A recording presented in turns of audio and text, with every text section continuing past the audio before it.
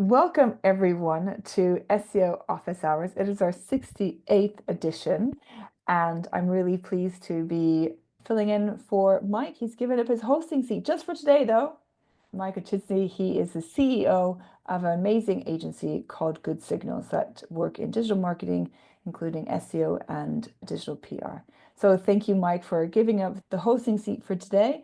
And I'm Juliana Turnbull. I'm normally in the co-hosting seat, but today we have Yordan Dimitrov. Thank you, Yordan, for being our co-host on today's SEO Office Hours. Thank you so much for having me and for this amazing opportunity. And thank you everyone for joining us today.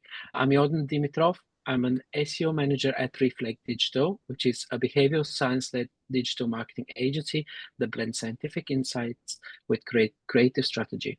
With over 6 years of experience in SEO and account management across different diverse industries, I blend technical expertise with creative insights. I've spoken at SEO Office Hours as a guest previously. I've been on Majestic's SEO in 2025 Additional Insights on a panel. Outside of that, I spend a lot of time doing photography or planning my next trip. And I'd also like to say thank you to Sean and Julia for joining us.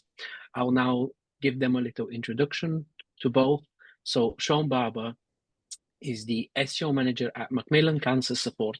Not only does he oversee the team that manages all aspects of search engine optimization, but he's also hands-on. 1 minute he's conducting outreach, the next he's managing local listings. And that's just the tip of the iceberg. Sean has worked in digital marketing for over 15 years across various sectors such as sport, fashion, technology, travel, and health for multinational, national, medium, and small-sized companies. He previously held the position of SEO Manager at Vitabiotics and was a Senior SEO Account Manager at Climb Online. That's not all. Sean also has a YouTube channel called Search with Sean, where he covers the latest SEO and AI news. Additionally, Sean is a mentor for the Chartered Institute of Marketing and is guiding the next generation of digital wizards. Recently, he participated in the London Mighty Hike to fundraise for Macmillan Cancer Support. What a star. We'll be pasting the link to his LinkedIn in the chats if you want to connect with him. And we also have Giulia Panozzo. My dear friend Giulia Panozzo has a Master of Science in Cognitive Neuroscience and Clinical Neuropsychology and is an expert in neuroscience applied to marketing, with a scientific focus in search and user experience. She leverages insights from brain science to optimize digital strategies, studying and predicting user engagement via her consultancy, Neuroscientive. Before landing on digital marketing and working on prominent brands like Expedia, RS, Components, and StockX, Giulia worked in academic research published internationally, which is currently expanding on by collaborating as visiting researcher for 2 prominent London universities. She often talks about consumer behavior, search data analysis at industry conferences, and acts as a speaker and mentor and guest lecturer for universities across UK and Italy. Thank you all for joining us. Wow, we've got very impressive CVs from everyone here. We've also got a few more people joining us. In some parts of Europe, there was a holiday and some people took the day off today. So I just want to reintroduce SEO Office Hours to those who have just joined us. So I'm Juliana Turnbull. I'm filling in for the host, wonderful host, Michael Chitsey, who has been running SEO Office Hours since November 2023.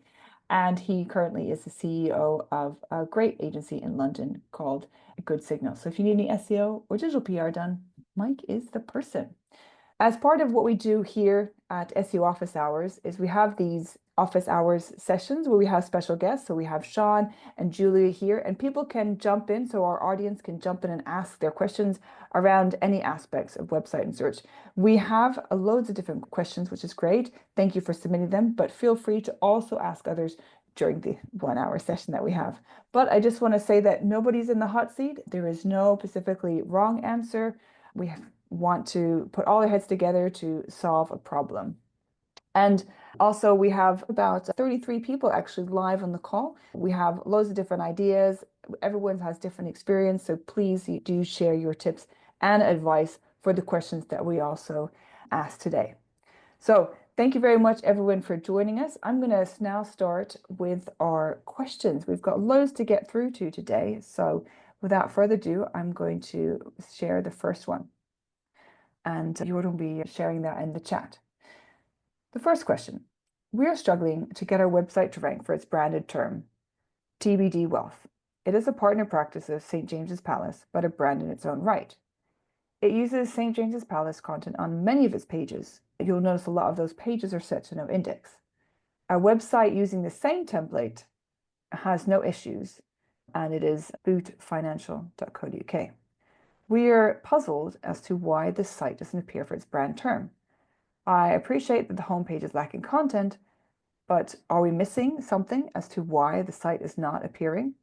We also had issues with Google accepting the website on Google Business Profile. Any help for this website will be gratefully appreciated. Julia, would you be able to shed some light on this question with some of your advice? Yeah, I took the liberty to have a look at the website and also at the one that was referred to as like an example of a website that doesn't have these kind of problems, but has the same template.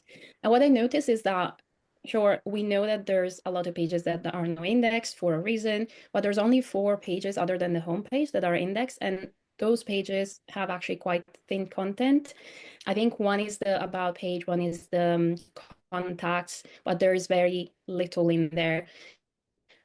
So my suggestion is to just focus a little more on building the content, but also link to the social profile that can add a bit of authority to the page and to the website, because I think that's one piece that's missing as well. The website in question, like the one that they were referring to as not having these kind of issues, is actually has got the advantage that there's no other practice or business that shares the same name or like part of the name with these other one. So if we look at TDB Wealth, and maybe somebody else gets different results because I'm in a different country right now, but I get a different website altogether, which has more content, it's more built up, has got social profiles. So I think what the issue is, paired to the fact that it's lacking authority, is also that there is more competition for that term specifically, other than Boot Financial, for example. So I would suggest to invest in content, add the authority via social profile.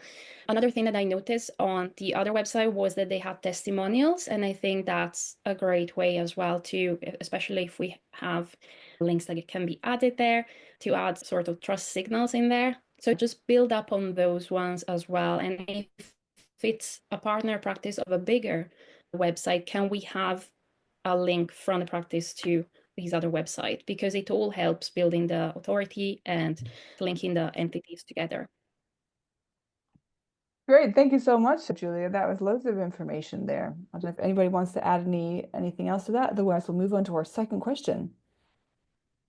Yeah, I've had a look as well, and obviously touching on what Julia just said there, I think some valid points. Obviously, touching on what I would have said as well, but obviously there's some basics there that could be done that just aren't being done right now. So there's a missing H1 on the homepage, for example, the most important page, and there's no unique imagery. They're all kind of stock photos, that kind of thing. That isn't great.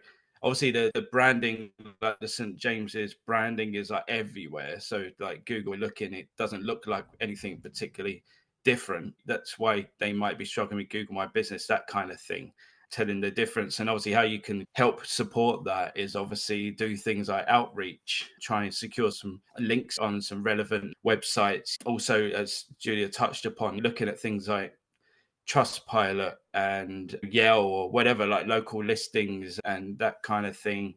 Schema, obviously adding relevant pieces of schema onto the website, like organizational ones, local business.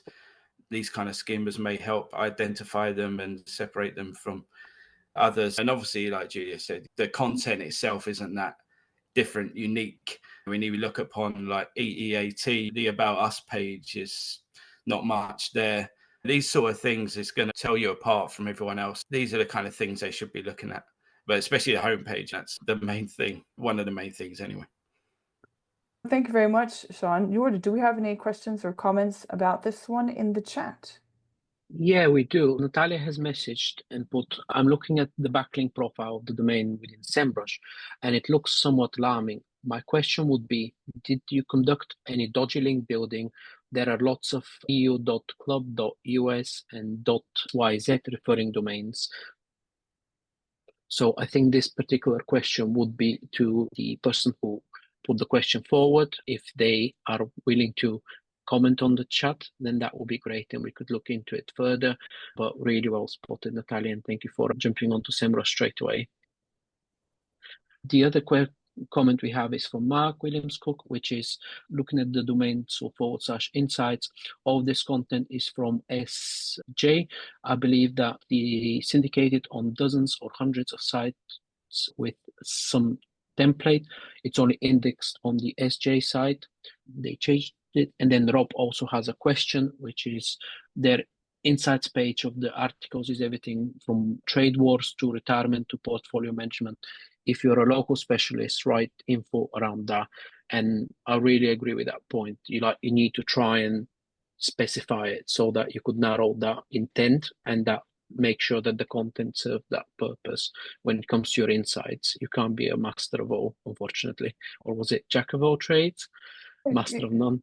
Yeah, very good. Yeah, jack of all trades and master of none. Yes, some very good points here in the chat. I think we have to also be very aware that this is your money, your life site. So it's even more important. This is a finance website that you do have the authority. You've got also information about the team on the page, that it actually is your content as well. And if there is something niche that you are selling or promoting, or that you should be writing about that. As Mark said, yeah, a lot of the content seems to be from the other site, St. James's Palace's site. So it doesn't seem like this actual site has its own unique content. So yeah, there's a couple of points that Mark, you've pointed out. So thank you very much on that. And there's a couple more comments in the chat, Jordan, if you want. Yeah, they've just come through. So Rob has also pointed out that on the Ahrefs, the domain has 0 rank and 80 plus incoming links. And John has also mentioned that you can also lean on social profiles like LinkedIn. They seem to rank well there, and make sure that they lead to the site or help with conversions. Great. Thank you everyone for jumping on this. We've got loads of comments. We've already just done 15 minutes, so I'm going to pass over to the next question. This is about our brand name. So brand name has been hijacked by a fake Google business profile. We're an online only business, so we don't have a Google business profile ourselves, but someone's actually created one using our brand name with a random address in Germany, and they're actually responding to reviews as if they represent us. We have submitted a business redressal complaint and we've escalated this through Google support. They have confirmed it's being prioritized, but it is still live. They're asking, is there anything else they can do to protect their brand and remove the listing? Very good point indeed, or question.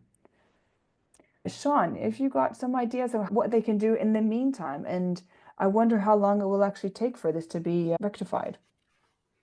Yeah, I haven't come across this exact issue before, but we have had some Google My Business wars in previous businesses where we had our competitor doing some nasty things to us. Obviously, they did the right thing in terms of contacting Google and stuff. I think, obviously, I'm sure others have more technical answers, but I think from like a customer service point of view, you really should be making your customers aware where you can. Send out an email making them aware that this kind of thing is taking place, put it on social, on your email, on your website, maybe just letting people, this isn't really you. These aren't real. This isn't a real profile and this kind of thing. Obviously, this is a kind of a double-edged sword, isn't it? Because you do want to make customers aware of it, but then again, you could argue that you don't want to make too much of it because then it raises more attention to it. That's a double-edged sword, but obviously they've gone down the right route. I'm thinking out loud. Obviously, they put that in Germany. People might have a more technical answer in it, or Julia might have a more technical answer, but I think obviously people are starting to raise concerns because obviously we had it where they were seeing these kind of interactions take place online, and we were getting kind of customers emailing concerned over their order because they're thinking that these things are actually real, and they're saying, oh, worried about if we're actually doing a good job, if we're legitimate and this kind of thing. So sometimes you do need to put them at ease. But yeah, that's something that I'll hand over and see if anyone's got some more technical answers on No, that. those are some great points. Thank you very much, actually. We've already got some comments in the chat, so we can go to that, Yordan, if you want, or just Sure. Julia, if you have any questions, comments. Yeah, I think to add to that, somebody brought up that David brought it up in the chat. Start asking for favors to report the listing. That's what I would also do. You can have collectively the entire company report that listing.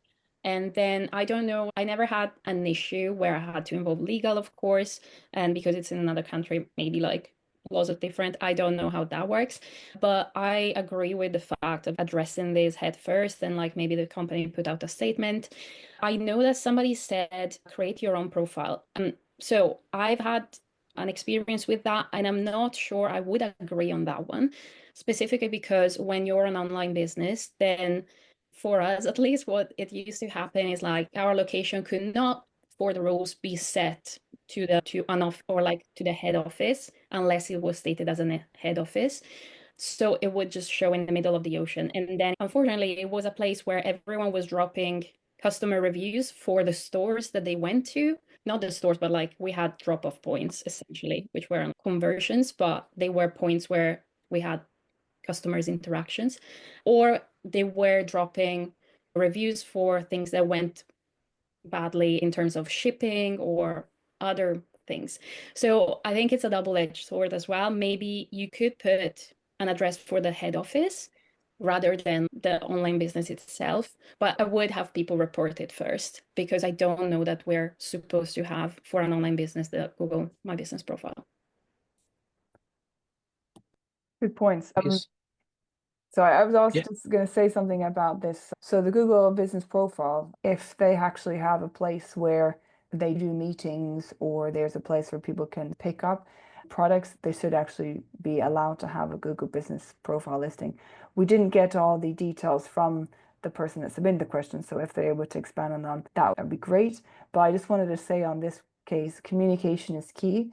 Obviously, you have the Google Business Profile that has been hijacked, but make sure you're communicating a lot on your social media profiles. People look at that as well, and make sure you're also communicating in any sort of newsletters as well about who you are, any sort of products and services. And if someone has hijacked, then share that. I would share that on social media so it's clear that it's not you in that one. And hopefully Google will come back to you quickly to resolve that issue.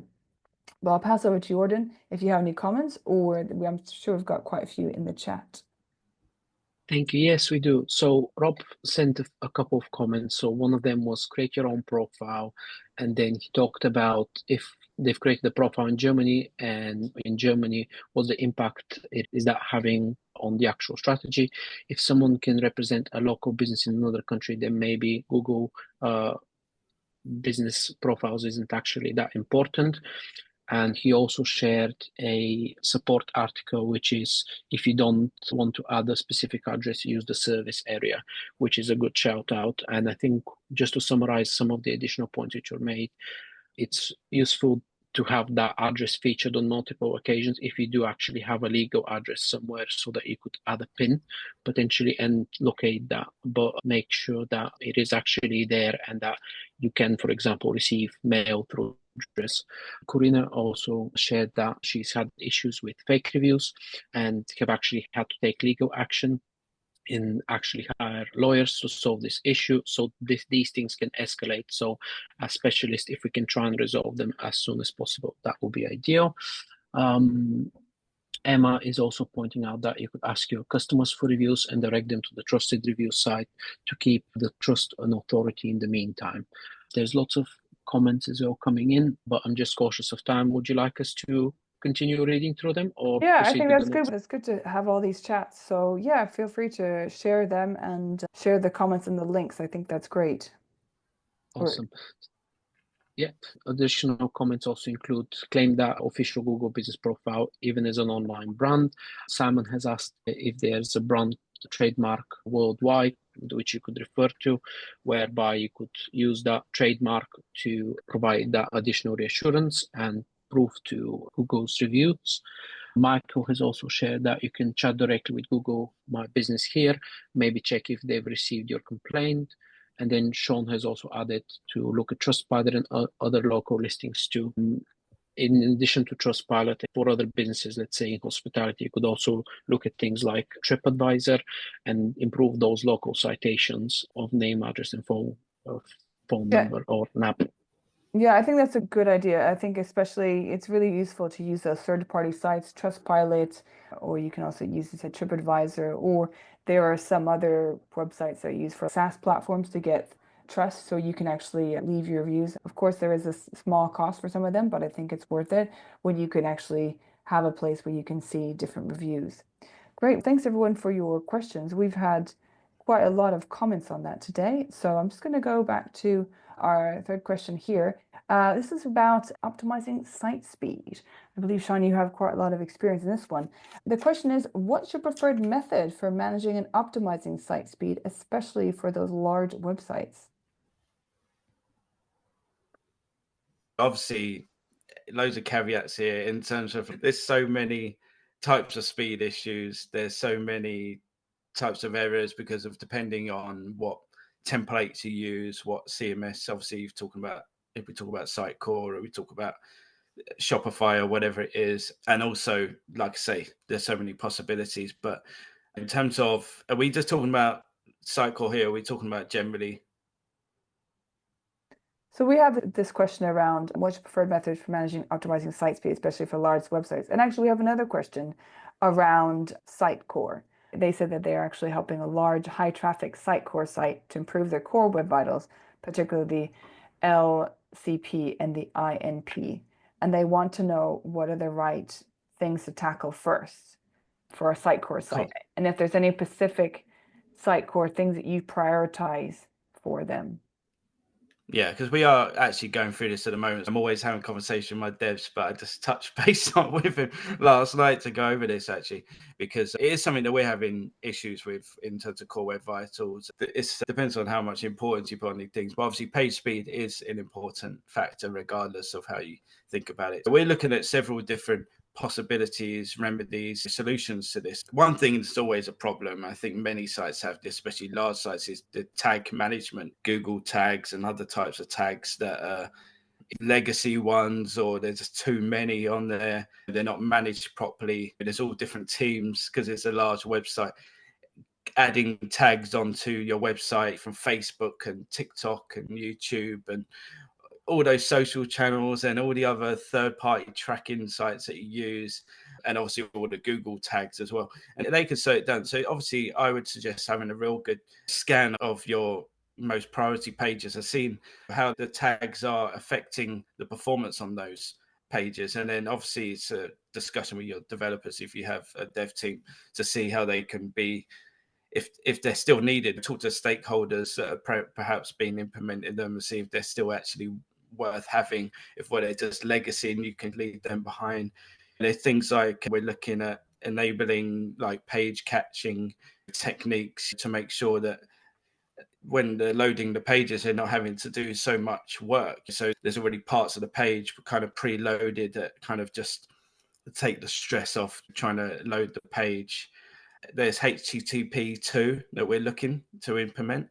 That's again going to speed up the entire kind of loading process and the performance of the website. So that's also another thing. And also like on our website, especially, and I'm sure on others, we have loads of like quite big, very nice images, but they're very large images. So they're things like compressing it to like web P format is a way that we're looking to reduce the size of those images. It's not reducing the quality, but reducing the size, so it's like less time to load. And finally, I won't take up too much time, but on Sitecore especially, they've got these things, and I'm learning all the time, so I'm talking to my devs, so I'm not like totally on the tech side, but they tell me about this thing called little blocks, and they're talking about catching little blocks, and they're mainly things like the footer and CTA boxes and things that could be loaded a lot later in the process, so you're not taking up that time loading all those CTA boxes and stuff like that. Look at ways how you're implementing your lazy loading and what you're asking to be loaded first, and obviously the whole catching process and the scripts and stuff, the tags and the scripts. Try and clean up your back end, and that should help. Great, thank you. There's so much there actually that you've given us, so thank you. And I think there's some comments in the chat as well. There is indeed. So we've had lots of comments come through. Thank you everyone for contributing. I'll go down the route of the top comments. So Rob has mentioned that usually Google PageSpeed or CWV tools are good enough before you go out and seek external options. If Google is telling you what to do, then do that first. Trust the source. And then Mark has also shared a screenshot of presentation. Mark, I believe, is that your presentation? No, wait. It was Martin's. Okay, so shout out to Martin, thank you. Don't use JavaScript. If you see this screenshot, there's context missing. This is something that a lot of speakers I've seen have also talked about across Brighton SEO, where possible, try and avoid use JavaScript. Simon has mentioned that Lighthouse is a good start, but CWV really needs to be looked at. There are some good tools out there to help you, but you really need to have a full engagement with the developers and plan out an in-depth approach. So Mark, you were at a great event this week, Tech SEO Summit. So I've seen some of the insights from that. Looks like there was a lot shared, which is great. Thank you very much for that. I like what you said, Sean, about the fact that you're learning all the time. And I think that's something that we need to appreciate, and we need to not forget that SEO is constantly, there's new things coming out. So I wouldn't be afraid to get into the room with the dev team and say, oh, this is what I suggest. And then it'd be okay that you don't know everything. Like some of the devs that I've spoken to before, they don't know about SEO. So I think as long as everyone's transparent and open of, okay, I suggest do X, Y, and Z. What can we do, dev team? And then to try and solve the problem. And I would also try and do it in terms of a traffic light system. What's going to have the biggest impact, but take the least amount of resource. And also when working with dev, try and get your goals or your KPIs aligned with theirs. Because if it's not, then they will see that your job is an extra piece of work for them to do outside of hitting their goals. But really, in fact, it should be both together. And I just add as well, because especially on the site core, I guess it across multiple CMSs, but you usually use the same templates across the website. So, instead of going around fixing all of them, usually if you just work on just one of them and you fix the problem, it's usually the case for the entire website, parts of the website that you use the same template. So that's usually how we do it as well, to avoid doing so much work across loads of different pages. Great. Yeah, exactly. That's also a way of saving a lot of time. Thank you, Sean. Thank you all. I just want to say thank you for everyone who's also watching us on demand. If you want to join us live, then please go over to the Good Signals website to get the invites coming through straight to your inbox and add it into your calendar. You can also submit new questions or watch any previous episodes. I'm going to post the link within the channel, so feel free to share with friends as well. Thank you. Yeah, thank you, Yordan, and thank you everyone for joining us live as well. We have 34 of us today, and we always get a regular group of people coming on the show. Thank you also to Preeti and Karina, Mama. We have Rob, David, Mark, Jack, Emma, Simon, Natalia, Monsi. A lot of people are joining us today. Great Dorlin, Ikra, John. Yeah, so many people have supported us. To Simon, Umair, Vishal, Walid. On today's our 68th episode. So really happy, and we'll be continuing this on a regular basis going forward. We have loads of questions to get through today. So Julia, perhaps you can answer this one for us. The question is, a news website redesigned its user interface and organic traffic dropped by 50% in a week. They discovered that URL structures changed without 301 redirects, and the news site removed some internal linking, reducing some link equity. This caused JavaScript heavy navigation, preventing Google from crawling those deeper level pages. How do you design or redesign a website while preserving SEO and also have server-side rendering that can be used, and also implement server-side rendering, which is better for crawlability? Yeah, thank you for this question. Everyone who has seen me speak at some events before will know that this is part of my top 3 probably SEO disasters as well. So I can relate to the challenge. So it's not clear from the question to me if redirects were actually implemented afterwards. So that's the first thing that I would say, do those redirects. Also, another thing, and that's probably for the future, but that's test before you launch anything. Obviously, like sometimes SEOs are not really involved when it comes to redesigns because there's not much understanding of, how redesigns can impact SEO until something goes wrong. But then, like when you redesign, when you get involved in the process, then take a tiered approach when you test things and see what actually works. There's a lot of tools that you can use for that, but there's also like a free approach that I usually try to share as well. So what I would say in this case is probably because they have the navigation preventing Google from crawling the pages, what has worked with some of my employees in the past has been disallowing sets of pages with robot.txt files that were like just wasting the crawl budget. We had a numbers of filters or multi-filters that were being crawled instead of like the pages that we wanted to put forward. And then at the same time, try to work on the sitemaps and like submit new ones if in case, or like by the categories that you want to expose, or if there is a priority set of pages that you want to expose. But I think those would be my main suggestions.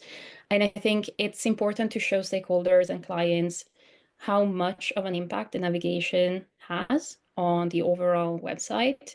I feel like sometimes this is not really taken into account, but just by showing the impact of adding like a couple of links in, like you can see very clearly how those get more of our metrics of interest. So yeah, I don't know if anybody else in the chat has anything to share. I think, Joe, you wanted to mention something before we proceed to the chat. Yeah, I just want to say, yeah, Julia, that the URL structures were done without these 301 indirects, redirects. So I think that would make a big impact really as to why they saw such a big, massive drop in traffic. But yeah, we do have quite a lot of comments in the chat, so I'll pass over to Yordan. Thank you very much. So Monse mentioned that you need to audit first. It is essential to know what exactly needs fixing or enhancing, or even knowing if redesign is necessary. Boring for some, but needed. And that's a really good point. At the end of the day, you might actually save yourself a lot of time in the long run. So thank you, Monse, for contributing. Simon has also mentioned that map out all the current URLs before the migration. You can reverse engineer all the historic ones using Internet Archive. And I like to ensure every URL, no matter how old it is, considered for destination URL. That's really good. This is where there might have been like multiple migrations happening over time. And then Monse also mentioned that I find this is the same with other site migrations. And then Emma has also mentioned that in future, ensure your design team communicate with your SEO team. Yes, please, and make sure that you do it a couple of months in advance, because otherwise we get panic attacks and we don't like SEOs getting stressed out. Very well said, Yordan. Yeah, I think when people are doing a site migration, I would actually go back to maybe the original like brief. Why are you doing the site migration? It's a site redesigned. Why are you doing that? What are the objectives? And plan it out. So as per this question, the URL structures change without 301 redirects in place. So sometimes a redesign doesn't necessarily need to actually have URLs changed. But I think in this case, it was done and obviously nobody knew about it. So we always need to make sure that it's communication across all the different elements of the business. It is not just a marketing or a dev thing to do. It is a business decision, really. So everybody needs to be involved. Thank you. That's loads of different questions there and loads of chats. Thank you, everyone. Emma, Monsi, Simon. Obviously, we've been seeing some changes around AI, and we have a question around click-through rates that I will just be writing out. So, genuine SEO question. Click-through rates from Google are dropping because AI-generated answers summarize results, reducing the need to visit multiple websites. So this is because of the AI overviews. The question is, how do we stay relevant when AI is doing the creating? I think the question is, can we optimize for these AI overviews? And before we go into this question, I also just want to remind everyone that there are 16 different SERP features out there. And we had drop in click-through rates before when we saw the people also ask also the frequently asked questions that came out. And of course, before that, there was a lot around images and videos. So I would say that we're getting quite a lot of variation or the changes in click-through rates, but that's nothing new. We have seen that in the past. But I'll direct this question as the last one. How do you stay relevant when AI is doing the curating? I'll pass it over to Julia first, and then Sean, if you'd like to add anything else to that. So as you mentioned, there's a lot of features now right now that are taking what used to be our good CTRs. There's the organic product carousels, all of those. And actually we have been able to show the impact with a tool that we're using where you can see quite clearly the overlay of the CTRs at the same timeline as when the organic product carousels, for example, were more prominent. And that's one important piece, as we mentioned before, with the navigation and the migration questions, is the education of the stakeholders. Now we have all of these features. We cannot expect the same CTRs, but how do we stay relevant? So I think when we talk about AI overviews specifically, whatever is branded, I would really make sure that we stay relevant for that, because users now can have everything at their fingertips. Like they don't need to research more if they are looking for something that, you know, is branded. For example, Nike shoes, do they wear a certain way? They will rely on whatever comes out first if they don't need to research that more. And I think brands should be aware of what their queries that they can own are. And sometimes I feel like this is a piece that they miss out on, and that can have a huge impact on staying relevant despite the AI overviews. Because, for example, we had an instance where it was Black Friday, I believe. It was a promotion. And one of the queries were like, oh, does this brand do Black Friday? And then it was all of the other website, or like old parts of the website, old campaigns ranking for that. I think something from 2022. And obviously what the user gets from that is they don't do Black Friday, or, oh, this is an old page from 2022. I'm not going to click on that. Really look at the branded side of your query, see what you can own, what you can really make clear, create more content about, and those are ways to stay relevant for your branded queries.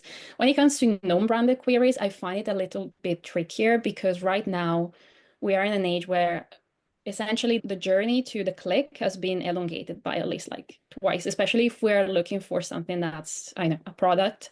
You get at least 2 clicks with the organic product carousels or like the popular products to get to the website, because you can have every information you need on the SERP level.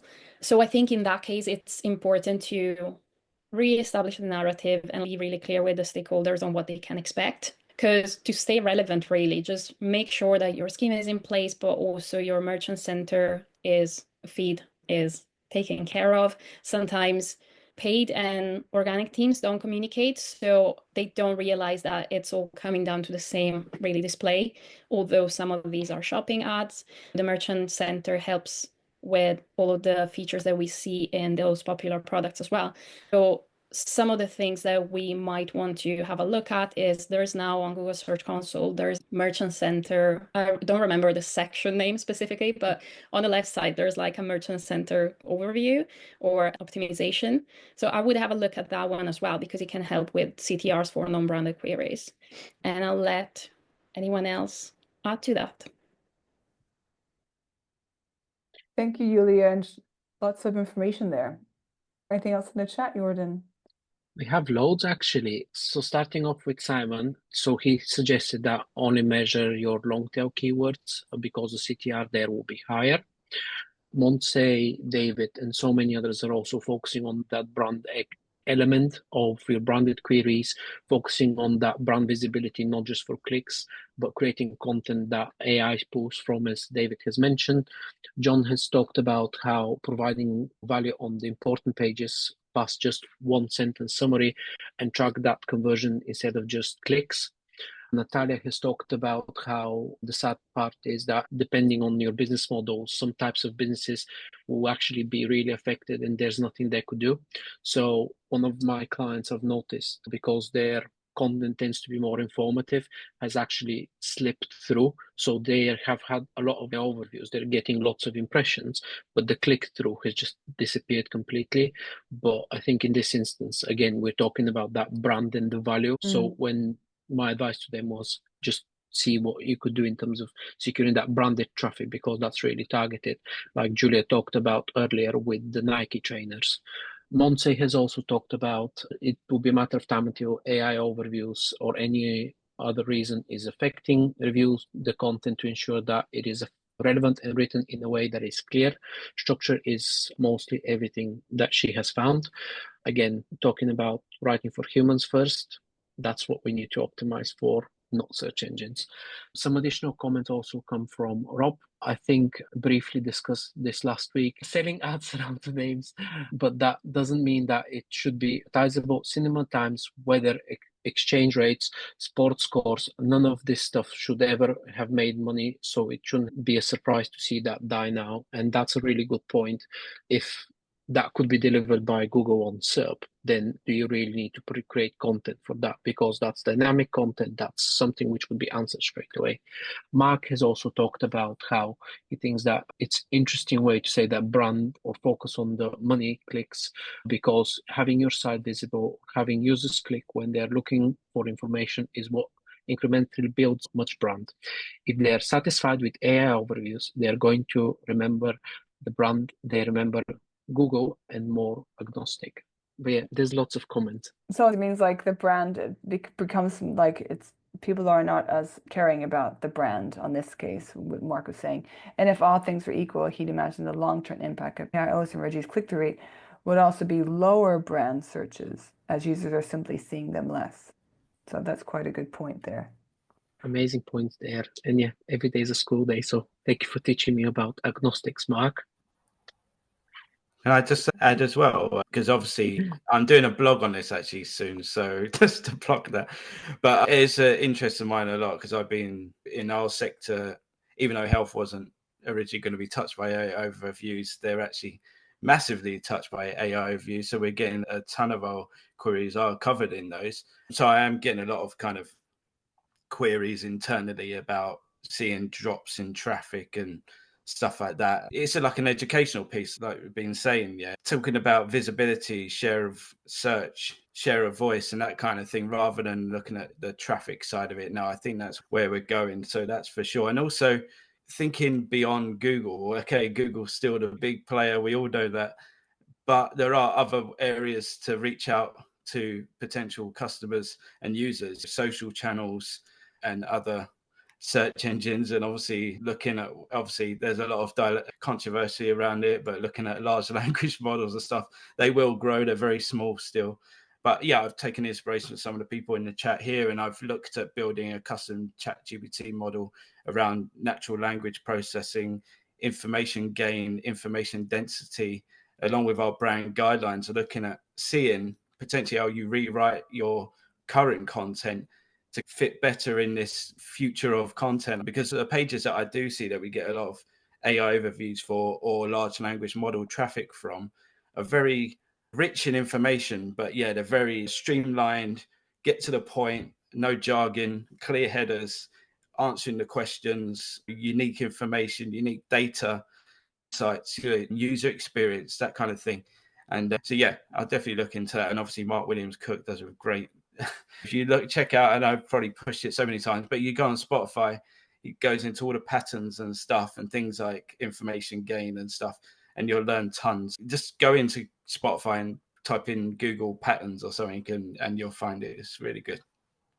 Well, thank you, Sean. I just also like to say thanks everyone for joining us. We're nearly at the end of SEO Office Hours. We always like to have a few jokes in here. So just going back on this last question here before we go to our final one, and some nice answers. How do you stay relevant when AI is doing all the curating? John, he said that they use weights in LLMs. So hitting the gym and lifting more weights is the right approach. And Simon saying, follow the GO crowd, then the EIO crowd. Every day is a school day, as you said, Yordan. We're learning lots of different things. With AI overviews, I think it's really important that we have the content very easy to be picked up and seen for users. And then, of course, AI will then pick that up. You will, of course, see a drop in click-through rates, but I do believe we have seen something similar in terms of the drop in click-through rates, as I mentioned, with things like frequently asked questions or people also asked in the past. So every day is a school day in terms of SEO, and this is something else that we need to incorporate as part of our SEO strategy. So I wanted to say before we get into the last question, a couple of things. Julia, I heard that you've got a course that is live on Brighton SEO. Are you okay to mention that and share the link in the chat? Of course. I'm going to share the link in the chat now. And this is something that came out like before I joined the call. So I haven't had a look at the landing page properly yet. So you can do it for me. But yes, I'm an SEO, but also I'm a neuroscientist at heart. And I've been like doing a lot of consumer neuroscience and talking about it. So yeah, I got this course on fundamentals on neuromarketing at the next Brighton SEO. And I would love to see a lot of people there. Oh, thank you very much, Julia. And Sean, you're also working on a research. Is that the research that you had just mentioned earlier today? And can you share that with everyone in the chat? Yeah, I did put a link earlier, but if you follow me on LinkedIn, then you'll see it everywhere. And I've probably hounded a lot of these people to fill it in. But it's getting SEO experts, getting their point of view on what's happening now, the future, that kind of thing. And I'll put it all together in a video on my YouTube channel and a blog. And I think that some really great insights already. So I'm really excited about publishing the final thing at the end of May. Okay, great. Is that, because I'm also seeing, Mark, you mentioned the SEO Patent podcast. So that's something I'm just trying to check. That's yours then. That's Mark's, yeah. That's Mark's. And then yours is, I can't see yours in the chat. I'll post it again. It's just a link, but yeah. Okay, great. Because Louise asked that, can you have a link to your blog? And it sounds that what you're writing sounds very interesting. So thank you very much. Now we're on our final question. So what are you most excited about in terms of SEO? I'll pass it over to you first, Julia, and then Sean, and then Yordan. Thank you. I think we touched on that. Every day is a school day if you work in SEO, as Yordan said. I think that's what excites me most because I like the challenge. I like to learn new things. And I think we're moving in a direction where we're forced to learn and we're forced to stay up to date and try new things. And also, I'm excited about the shift to a more user-centric SEO, which we know that it was always the case, right? But I think now it's becoming more explicit how we need to focus on the human behind the screen. And obviously, because I'm really into human behavior, that's my kind of direction that I'm excited about. Great, thank you very much. Sean, over to you. Yeah, I think mine's similar. I was actually a bit concerned when all this was kicking off. I was like, oh, AI is going to take our jobs and we're all really screwed. But I think my mind shift has changed. I think actually I love using AI on a day-to-day basis, but I do think this whole world now with large language models, AI, I do think the way the future looks, it's going to be better for the user because it's going to really make us work better, harder for our content to be seen. So it really has to be good stuff. And then also branching out beyond Google, as I say, looking at optimizing other channels like YouTube and TikTok and Instagram and so on. I'm really looking forward to that. So yeah. Great, thank you. I'm personally excited to see the changes in e-commerce. Over the past week, ChatGPT started launching the integration, which I know Perplexity were also starting to do for premium users, where people could actually purchase products within ChatGPT search. So I'm curious to see how that will change the industry and how we could actually improve our websites and our product feeds so that we can make sure that we're featured across both Google and across to you, Joe. Yeah, I'm really excited always about events. Tomorrow is Search Africon, arranged by Barber Jonathan. The virtual workshop is today, and the big conference is tomorrow in Lagos, Nigeria. So there is still a few tickets left if I would like to order some and also watch virtually. I've put it in the chat there. Thank you everyone for coming on the show today. Thank you, Mike, for giving us the show power, for me being in the host seat. Thank you very much, Yordan, for being in the co-host and supporting us. Thank you, Sean and Julia, for being our special guests today.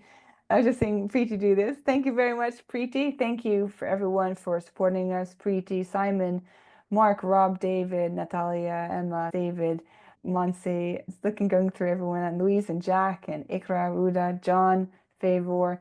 It's been great. We've on our 68th episode, as I mentioned, and we're going to be continuing this for many more. Thank you for always supporting us, and we'll see you next week at 9:30 a.m. British Summer Time. Mike will be back in the hosting seat. So we'll see you then. Thank you, everyone. Have a lovely weekend. Bye. Cheers. Thank you. Oh, happy long weekend. Yes, happy long Yeah. weekend. Happy fabulous bank holiday. Yes, thank you very much. Bye, everyone.